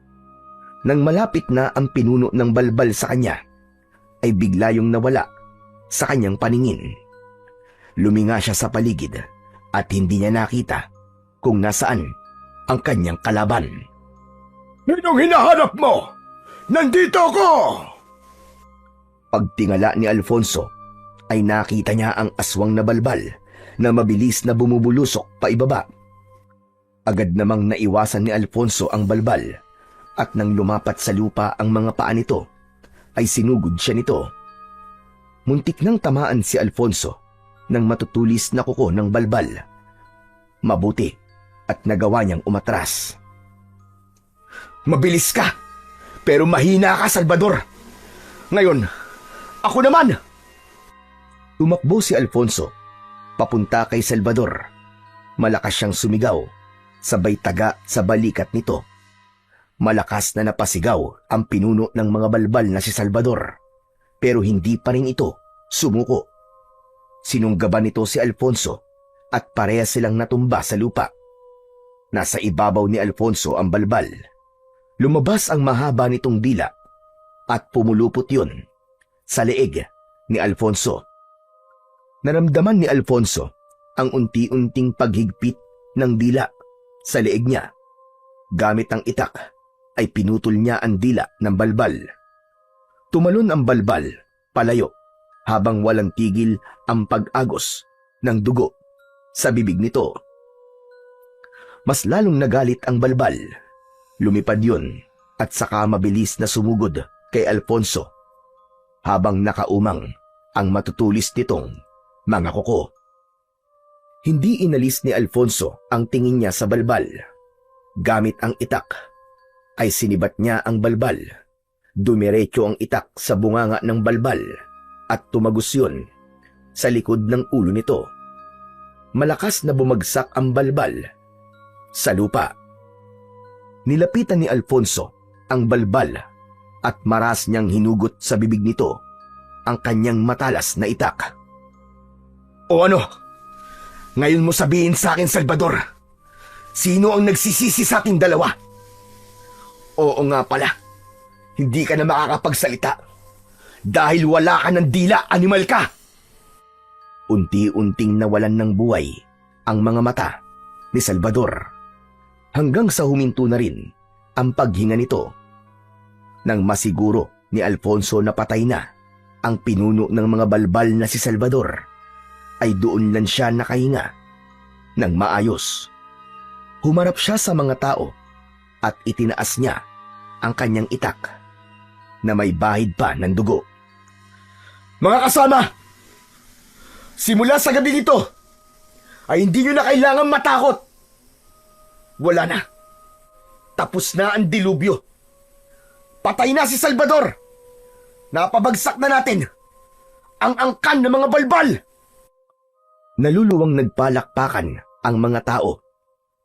Masayang lumapit sina Eric at Mang Ruel kay Alfonso. Anak! Anak, nagtagumpay ka! Ang galing mo! Maraming salamat, anak, dahil pinalaya mo kaming lahat sa takot na matagal nang bumihag sa amin. Grabe ka, tol. Ang astig mo talaga. Saka kahit galos, ay hindi ka man lang nagkaroon. Para kang action star sa mga galawan mo, tol. Imba ka talaga. Idol na kita ngayon. Nagulat si Alfonso nang mag-isang bumaba ng kabaong si Lola Sabel. Tumakbo pa yun at niyakap siya ng mahigpit. Maraming salamat, Apo. Hindi na sayang ang pagbabalik mo rito sa ating baryo. Noon pa man, ay malakas na talaga ang pakiramdam ko na ikaw ang tatapos sa angkan ng mga balbal dito sa ating baryo. Teka lang sandali, Lola. Totoo ba yung nakita ko? Bumaba kayo sa kabaong ng mag-isa? At saka paano kayo nakatakbo ng mabilis papunta sa akin? Hindi ba't mahina na ang katawan nyo? Ano nangyari? Nay, siguro panahon na para sabihin nyo kay Alfonso ang totoo. Teka tay, ano pong totoo? Apo, huwag ka sanang magagalit. Pero ang totoo ay wala naman talaga akong sakit. Hindi rin mahina ang aking katawan dahil malakas pa ako sa kalabaw. Ano? Paano wala kayong sakit? Tignan nyo nga po ang katawan nyo. Ang payat-payat nyo kumpara nung bago ako umalis dito. Oo, nagkaroon na ako ng sakit noon. Trangkaso, halos 1 linggo kong nilalagnat ng mataas. Nawalan din ako ng ganang kumain at yun ang dahilan ng aking pagkapayat. Simula nang gumaling ako sa trangkaso, ay hindi na rin bumalik ang dati kong katawan. Alfonso, anak, sinabi sa akin ni nanay na sumulat sa iyo at sabihin na malapit na siyang mawala. Kahit wala naman yung katotohanan. Ginawa niya lang yun, anak, para umuwi ka rito at harapin mo ang mga balbal. Gusto sanang magalit ni Alfonso dahil sa panlinin lang sa kanya ng lola at tatay niya. Pero napagtanto niya na tama lang ang ginawa ng dalawa. Kung hindi niya kasi nalaman na malapit nang mawala ang lola niya, ay hindi talaga siya uuwi sa baryo nila. Apo, sige na. Kung galit ka ay ayos lang sa akin. Maiintindihan naman kita. Sa totoo lang, Lola, ay gusto ko pong magalit sa inyo. Pero naisip ko po na dapat po ako magpasalamat dahil hindi totoong mahina na kayo, Lola. Saka alam ko po na magandang intensyon nyo kung bakit nyo ako niloko. Maganda rin po na tapos na ang pamimerwisyo ng mga balbal dito sa ating baryo. At least, pagbalik ko sa Maynila, ay kampante na ako na ligtas kayo rito. Kahit hindi nyo ako kasama. Maraming salamat, Apo. Sobrang saya ko dahil sa sinabi mo. Pero, Apo, ibig palang sabihin ay babalik ka pa rin sa Maynila. Paano na ang tungkulin mo sa iyong anting-anting? Pasensya na po kayo. Pero sa Maynila ko po kasi talaga gustong manirahan. Pero wag po kayo mag-alala. Dahil mas dadalasan ko na po ngayon ang pagdalaw sa inyo rito. Kung sakali po na may mga aswang ulit na manggulo dito, ay handa po akong ipagtanggol muli ang ating baryo. Nangangako po ako sa inyo na kahit wala ko rito, ay patuloy ko pa rin gagampanan ang aking tungkulin bilang bagong tagapangalaga ng inyong anting-anting. Nakangiting tumango si Lola Sabel. Hindi na ito nagsalita, pero ramdam ni Alfonso ang pagpayag nito sa kanyang naging desisyon. Magaan ang loob ni Alfonso nang bumalik sila ng kaibigan niyang si Eric sa Maynila. Sa wakas, ay tapos na ang gulo at tahimik na ulit ang baryo nila. Wala na ang mga balbal na matagal nang nagdulot ng takot sa mga tao roon. Napagtanto rin ni Alfonso na kahit na anong gawin niya, ay hindi niya kayang iwasan ang pagiging antingero dahil yun ay bahagi na ng pagkatao niya. Nangako siya sa kanyang sarili na sa oras na muling may panganib na dumating sa kanilang baryo, ay handa siyang muling bumalik doon upang muling makipaglaban. Batid niyang ang kapalaran niya ay ang maging tagapagtanggol laban sa mga nilalang ng kadiliman.